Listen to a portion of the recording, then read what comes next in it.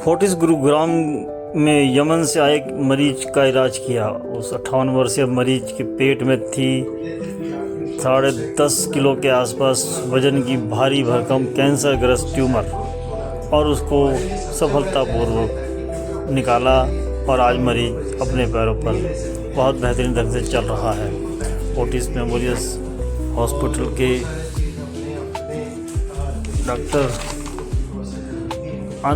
Amit Javed senior doctor गैस्ट्रोलाइस्टाइल ने कहा कि यह एक चुनौतीपूर्ण ऑपरेशन था जिसे हमने बखूबी निभाया और हमारी पूरी टीम निभाया और ये मरीज बिल्कुल तंदुरुस्त है और जल्द ही अपने सभी प्रक्रिया के कार्यक्रम वो कर सकेगा। दिल्ली से कुलवंत कौर के साथ बंसीलाल की रिपोर्ट ओपन वॉइस से देखिए। सर्जरी होने में बड़ा इंसिजन लगता है तो उस इंसिजन के बाद जब पेशेंट उठता है सांस लेते हैं तो पेन होती है। पेन के साथ और सांस के साथ जब पेन होती है तो पेशेंट सांस को रोकते हैं जिसकी वजह से सांस की कॉम्प्लिकेशन हो सकती है।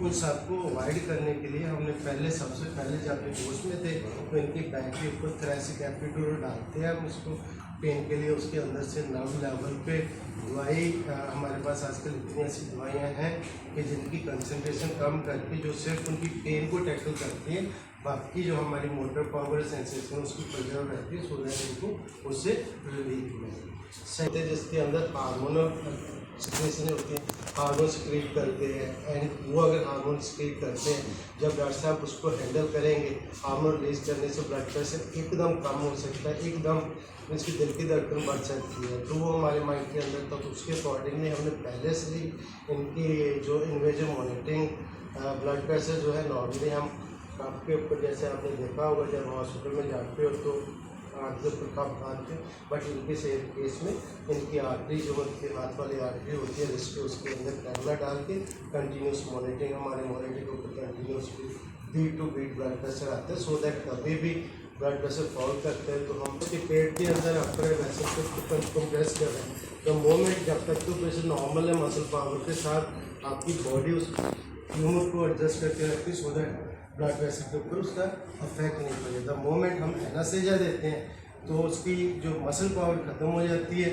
तो जो कहना इमेजिन के मतलब कि पेशेंट लेटा हुआ है और उसका जो पूरा का पूरा है कि नॉर्मल मरीज में जैसे किसी नॉर्मल मरीज को पेशेंट एनास्थीसिया देते हैं तो पेशेंट का कंफर्ट हमारे लिए फर्स्ट होता है बिकॉज पेशेंट को किसी तरह का टेंशन नहीं होनी चाहिए, जा नहीं जाना चाहिए, वो सारी चीज़ तो इमीडिएटली मतलब इंजेक्शन देते हैं। इंजेक्शन देते ही विदिन सेकेंड मरीज सो जाते हैं और सोने के बाद ऑपरेशन शुरू हो जाता है। इनके केस में जैसे मतलब कि मैंने आपको बताया जैसे मतलब मैंने स्लाइड दिखाई है इतना बड़ा ट्यूमर पेट के ऊपर है, ठीक है। और जब भी ट्यूमर है तो हमारी जो नॉर्मल बॉडी होती है वो उसके अपने नॉर्मल डिफरेंसेस होते हैं। उसकी मसल पावर ट्यूमर को स्टोर करके रखती है सो दैट उसका ब्लड वेसल के ऊपर प्रेशर नहीं पड़ेगा तो वो जैसे नॉर्मल लाइफ में लीड करता है, ठीक है। लेकिन इन दिस सिचुएशन जब हम जो वहाँ से ब्लड हार्ट के अंदर जितना होता है हार्ट उसको पंप करेगा तो सारे शरीर के अंदर जाएगा। तो अगर इसका प्रेस कर दिया तो वो ब्लड आ नहीं पाएगा और पेशेंट का ब्लड प्रेशर एकदम क्लैप्स हो जाएगी। तो हमें इमरजेंसी रिसर्सिटेशन करने की जरूरत पड़ सकती है, उसको लेटाना पड़ सकता है। साइड को लेटाने से सारी की सारी कॉम्प्लिकेशन एक के बाद एक दूसरी सारी विशेष साइकिल में तो इसलिए हमने बिल्कुल स्लोली करके उतनी देर तक ही दिया जितनी देर तक मतलब उनकी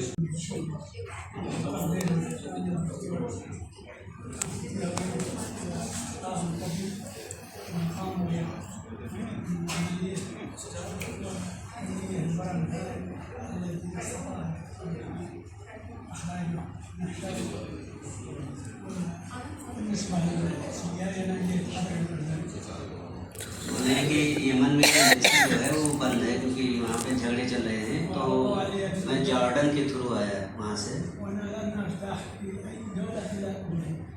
बोले मुझे किसी कंट्री पे भरोसा नहीं था लेकिन इंडिया में भरोसा था कि हमारी जो बीमारी है वो निकल जाएगी।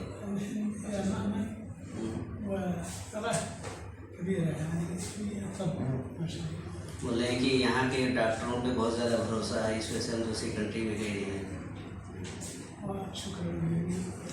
बोले वो आप लोगों का शुक्रिया और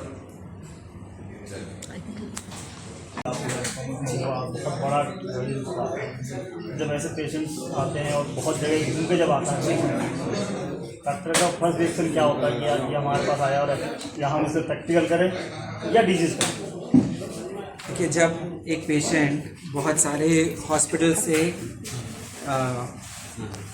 नकारात्मक उसके साथ आपके पास आता है, रिजेक्ट होके आता है, तो आपको ये लगता है कि अगर आप नहीं करेंगे तो कोई नहीं करेगा। तो किसी पॉइंट ऑफ टाइम पर आप ये सोचते हो कि आपके हाथ में है उस पेशेंट की डेस्टिनी बनाना, कि अगर आप अपनी तरफ से मोर देन अपना 100% देंगे तो शायद आप उस पेशेंट की जान बचा सकते हैं। तो इसी इंटेंट के साथ, इसी सोच के साथ जब पेशेंट हमारे पास आए तो हमको ये था कि अगर हम भी, क्योंकि बहुत सारी जगहों से डॉक्टर्स ने कहा था कि बहुत चैलेंजिंग है, बहुत खतरनाक है, बहुत रिस्की है, बट ये था कि क्या हमारे पास कोई और ऑल्टरनेटिव है, क्या हम कोई और चीज़ कर सकते हैं जिससे कि इसकी जान बच सके। एक तरफ पेशेंट की ब्लीडिंग हो रही थी, उसका हीमोग्लोबिन घटे जा रहा था, उसके ट्यूमर इंक्रीज़ होए जा रहा था, पेट में बहुत ज़बरदस्त दर्द हो रहा था, क्वालिटी ऑफ लाइफ इश्यूज़ थे।